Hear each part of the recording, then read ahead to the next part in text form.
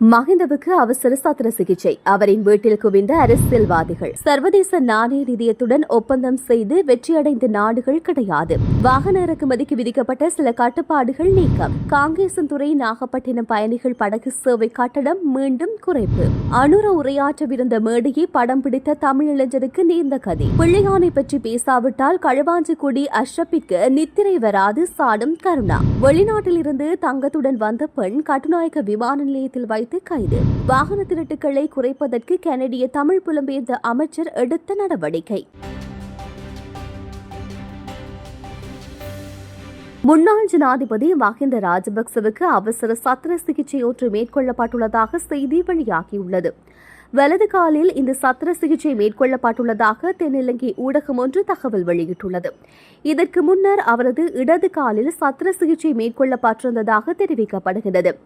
இதன்போது இடது காலின் சிரட்டையை அகற்றி புதிய சிரட்டை வைப்பதற்கான சத்திர சிகிச்சை மேற்கொள்ளப்பட்டதாக குறிப்பிடப்படுகின்றது.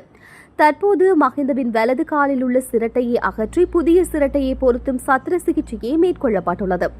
சத்திர சிகிச்சையின் பின்னர் மஹிந்த தனது வீட்டில் ஓய்வெடுத்து வருவதாக தெரிவிக்கப்படுகின்றது. இந்த செய்தியை கேள்விப்பட்ட பல அரசியல்வாதிகள் கட்சி பேதமின்றி முன்னாள் ஜனாதிபதியின் நலன் விசாரிப்பதற்காக அவரின் வீட்டுக்கு செல்வதாக தகவல் வெளியாகியுள்ளன. சர்வதேச நாணய நிதியத்துடன் சுமார் 94 நாடுகள் உடன்படிக்கையில் கைச்சாத்திட்டதாகவும் இதில் 92 நாடுகள் தோல்வியடைந்துள்ளதாக அவர் தெரிவித்துள்ளார்.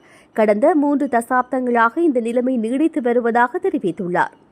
சர்வதேச நாணய நிதியத்துடன் ஒப்பந்தம் செய்து கொண்ட பல நாடுகள் தோல்வியடைந்துள்ளதாக அவர் சுட்டிக்காட்டியுள்ளார். தமது அரசாங்கம் ஆட்சி பொறுப்பினை ஏற்றபோது இலங்கை சர்வதேச நாணய நிதியத்தின் திட்டத்தின் கீழ் ஏற்கனவே உள்வாங்கப்பட்டிருந்தது என அவர் தெரிவித்துள்ளார். சர்வதேச நாணய நிதியத்தின் பரிந்துரைகளை அமுல்படுத்தினால் மக்கள் கிளர்ச்சியில் ஈடுபடுவார்கள் என அவர் சுட்டிக்காட்டியுள்ளார். சர்வதேச நாணய நிதியத்தின் பரிந்துரைகளை ஏற்றுக்கொண்டு இந்த அரசாங்கம் மக்களின் கழுத்தை நெரிக்கும் என பலர் காத்திருந்தனர் என அவர் தெரிவித்துள்ளார். மக்களுக்கு பாதகமில்லாத வகையில் சர்வதேச நாணய நிதியத்துடன் தேசிய மக்கள் சக்தி அரசாங்கம் செயற்பட்டு வருவதாக அமைச்சர் பிமல் ரத்நாயக்க தெரிவித்துள்ளார். தற்பொழுது நாட்டு மக்களின் வாழ்க்கை பூரண செழிப்படையவில்லை என்பதை ஒப்புக்கொள்வதாகவும் தெரிவித்துள்ளார். இறக்குமதி செய்யப்பட்ட வாகனங்கள் மீதான சில முக்கிய கட்டுப்பாடுகள் நீக்கப்பட்டுள்ளதாகவும் அதற்கமைய புதிய வர்த்தமானி அறிவித்தல் ஒன்று கடந்த ஏப்ரல் 29ஆம் தேதியிலிருந்து அமலுக்கு வந்துள்ளதாகவும் இலங்கை நிதி அமைச்சு தெரிவித்துள்ளது. இந்த வர்த்தமானி அறிவித்தல் நிதி, பொருளாதார மேலாண்மை மற்றும் அபிவிருத்தி அமைச்சு மற்றும் தற்போதைய ஜனாதிபதி அன்ருகுமார் திசாநாயக்கவால் வெளியிடப்பட்டுள்ளது.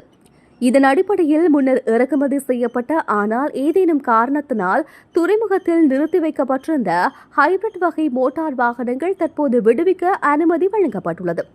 முந்தைய மாதம் 1.5 அல்லது 2 மாதங்களாக இந்த வாகனங்களை எங்களால் விடுவிக்க முடியவில்லை என இலங்கை வாகன இறக்குமதி சங்கத்தின் தலைவர் பிரசாத் மக்கேன தெரிவித்துள்ளார். புதிய வர்த்தமானி காரணமாக ஹைபிரிட் டொயோட்டோ ரேஸ் மற்றும் ஹைபிரிட் நிசான் எக்ஸ் ட்ரெயில் போன்ற வாகனங்களை இப்போது துறைமுகத்திலிருந்து விடுவிக்க முடிவதாக தெரிவித்துள்ளார். இதேபோன்று இத்தகைய தொழில்நுட்பத்தில் உருவான பிற வாகனங்களுக்கு இதோடு வெளியேற்ற அனுமதி கிடைத்துள்ளது. இதற்கிடையில் பதிவு செய்யப்படாத புதிய மோட்டார் சைக்கிள் வகை வாகனங்களை இறக்குமதி செய்வதற்கான தடை நீக்கப்பட்டுள்ளதாகவும் தெரிவிக்கப்படுகின்றது. இதன்படி இறக்குமதி உரிமம் பெற்றவர்களால் புதிய மோட்டார் சைக்கிள் இறக்குமதி செய்ய அனுமதிக்கும் புதிய வர்த்தமானியும் வெளியிடப்பட்டுள்ளதாக அதிகாரப்பூர்வ தகவல் தெரிவிக்கின்றன.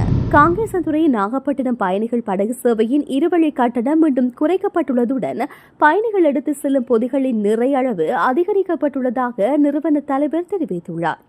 நிறுவனத்தின் தலைவர் நேற்றைய தினம் யாழ்ப்பாணத்தில் நடைபெற்ற ஊடக சந்திப்பின் போதே இதை குறிப்பிட்டுள்ளார். கடந்த வருடம் ஆகஸ்ட் மாத சேவை ஆரம்பிக்கும் போது 36,000 ரூபாவாக நிர்ணயிக்கப்பட்ட இருவழி கட்டணம் 30,000 ரூபாவாக குறைக்கப்பட்டது. தற்போது மீண்டும் இது குறைக்கப்பட்டு 28,000 ரூபாவாக நிர்ணயிக்கப்பட்டுள்ளது. அத்துடன் பயணிகள் எடுத்து செல்லும் பயணப்பொதியின் அளவு 10 கிலோவில் இருந்து 22 கிலோவாக அதிகரிக்கப்பட்டுள்ளது. அத்துடன் சுற்றுலா மேம்பாட்டிற்காக இலங்கையிலிருந்து இந்தியா செல்லும் பயணிகளுக்காக 7 வகை புதிய சுற்றுலா பொதிகளும் அறிமுகப்படுத்தப்பட்டுள்ளது. இதில் தங்குமிடம், உள்ளூர் போக்குவரத்து, இருவழி படகு போக்குவரத்து கட்டணம் அடங்கலாக 4 நாட்கள் தங்குவதற்கான கட்டணம் ஆக குறைந்தது 70,000 ரூபாவில் இருந்து ஆரம்பிக்கப்பட்டுள்ளது. அத்துடன் அடுத்த மாதம் காங்கேசன்துறையில் இருந்து காலை புறப்படக்கூடிய புதிய சேவையும் ஆரம்பிக்கப்பட உள்ளது. எனவே இச்சேவையை பயன்படுத்தி இரு நாடுகளுக்கும் இடையிலான சுற்றுலா பயணிகள் பயனடையுமாறு அவர் மேலும் தெரிவித்துள்ளார். கொழும்பு காலிமுகத்திடலில் அமைக்கப்பட்டுள்ள மேடையை படம் பிடித்ததாக கூறப்பட்டு ஒரு தமிழ் இளைஞர் நேற்று கோட்டை போலீசாரால் கைது செய்யப்பட்டுள்ளார். ஜனாதிபதி அன்றுகுமார் திசாநாயக்க கலந்து கொள்ளவிருந்த மே தின கூட்டத்திற்காக இந்த மேடை அமைக்கப்பட்டிருந்தது. சந்தேக நபரான இளைஞனின் நடத்தையை கண்காணித்த பின்னர் அவரை கைது செய்ததாக போலீசார் குறிப்பிட்டுள்ளனர். அவர் பதுளை பகுதியைச் சேர்ந்தவர் எனவும் தற்போது வெள்ளவத்தை கிருளைப்பனையில் வசித்து வருவதாகவும் போலீசாரின் விசாரணையில் தெரியவந்துள்ளது. குறித்த இளைஞன் பிலியந்தலை பகுதியில் பணிபுரிந்து வருவதாக போலீசார் குறிப்பிட்டுள்ளனர். ஜனாதிபதி கலந்து கொள்ளவிருந்த மே தின கூட்ட மேடை மிகவும் ஆடம்பரமாக இருந்ததால் தான் படம் பிடித்ததாக போலீசார் குறிப்பிட்டுள்ளனர். களுவாஞ்சிக்குடி அஸ்ரபிக்கு பிள்ளையானை பற்றி பேசாவிட்டால் நித்திரை வருவதில்லை என கர்ணா அம்மன் தெரிவித்துள்ளார். வாழைச்சேனையில் இடம்பெற்ற கிழக்கு தமிழர் கூட்டமைப்பின் மே கூட்டத்தில் கலந்து கொண்டு உரையாற்றிய போதே அவர் இவ்வாறு குறிப்பிட்டுள்ளார். மேலும் தெரிவிக்கையில் களுவாஞ்சிக்குடி அஸ்ரபின் வாயில் வரும் வார்த்தைகள் பிள்ளையான் பிள்ளையான் பிள்ளையான் பற்றி பேசாவிட்டால் அவருக்கு நித்திரை வருவதில்லை. அரசியல் பழிவாங்கலினால் திட்டமிட்டு பிள்ளையான் கைது செய்யப்பட்டுள்ளார். இந்த உலகம் முழுவதும் பிள்ளையான் பிள்ளையான் என கத்துகின்றார்கள் எனவும் தெரிவித்துள்ளார். 72 வருடங்களுக்கு மேலாக வீட்டுக்கு வாக்களித்து வீடு இல்லாமல் தமிழ் மக்கள் நடுத்தருவில் கொண்டு வந்தவர்கள்தான் தமிழரசு கட்சியினர் என இதன்போது தமிழ் மக்கள் விடுதலை புலிகள் கட்சியின் பொதுச் செயலாளர் பூபால பிள்ளை பிரசாந்த் தெரிவித்துள்ளார். போராளிகளின் புதைகுழிகள் நின்று கேவலமாக வாக்கு கேட்கும் நீங்கள் போராளிகளின் குடும்பங்களை புதைகுழிக்குள் கொள்ளாமல் பாதுகாக்க முடியாமல் நிற்கின்றீர்களே, வெட்கமாக இல்லையாம்? எங்களை விமர்சிப்பவர்கள் அனைவரும் நாங்கள் போட்ட பாதைகளில் தான் செல்கின்றார்கள் என குறிப்பிட்டுள்ளார். கட்டுநாயக்க விமான நிலையத்தில் நேற்று பிற்பகல் பெண் ஒருவர் கைது செய்யப்பட்டுள்ளார். 50 லட்சம் ரூபாய் மதிப்பில் உள்ள நகை, மடிக்கணினிகள் மற்றும் கையடக்க தொலைபேசிகளை சட்டவிரோதமாக கொண்டு வந்து தீர்வை வரி செலுத்தாமல் வெளியேற முயற்சித்த பெண்ணொருவர் இவ்வாறு கைது செய்யப்பட்டுள்ளார். சந்தேக நபரான பெண் மத்தேகுட பகுதியைச் சேர்ந்த 63 வயதுடைய வர்த்தகர் என தெரிய வந்துள்ளது. அவர் நேற்று காலை 7:30 மணிக்கு துபாயிலிருந்து கட்டுநாயக்கா விமான நிலையத்திற்கு ஸ்ரீலங்கன் ஏர்லைன்ஸ் விமானம் UL 226 மூலம் வந்தடைந்தார். சந்தேக நபர் கொண்டு வந்த பையில் கவனமாக மறைத்து வைக்கப்பட்டிருந்த 23 தங்கச்சங்கிலிகள், ஒரு தங்கக்கட்டி, 3 வளையல்கள், ஒரு ஜோடி காதணிகள் மற்றும் சங்கிலிகள், 6 மடிக்கணினிகள் மற்றும் 11 கையடக்க தொலைபேசிகள் கண்டுபிடிக்கப்பட்டன. கட்டுநாயக்க விமான நிலைய போலீசுக்கு பிரதேச புலனாய்வாளர் பிரிவினால் விடுக்கப்பட்ட தகவலின் அடிப்படையில் இந்த கைது மேற்கொள்ளப்பட்டுள்ளது. சந்தேக நபரான பெண் சட்டவிரோதமாக கொண்டு வந்த பொருட்களும் கட்டுநாயக்கா விமான நிலைய சுங்க அதிகாரிகளிடம் மேலதிக விசாரணைகளுக்காக ஒப்படைக்கப்பட்டுள்ளது.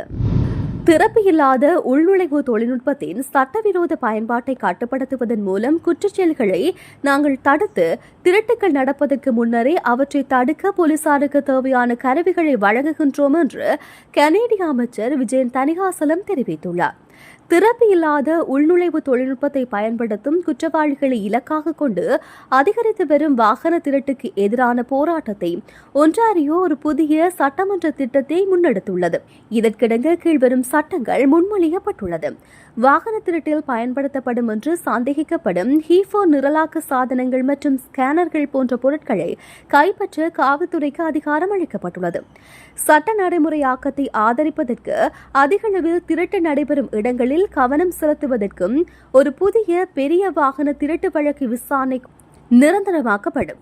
இம்முயற்சி ஒன்றாரியோ அங்கு வாழும் மக்கள் தங்கள் சமூகங்கள் தீவிரமாக பாதுகாக்கப்படுவதை அறிந்து பாதுகாப்பான உணர்வை உறுதி செய்கின்றது என தெரிவிக்கப்பட்டுள்ளது.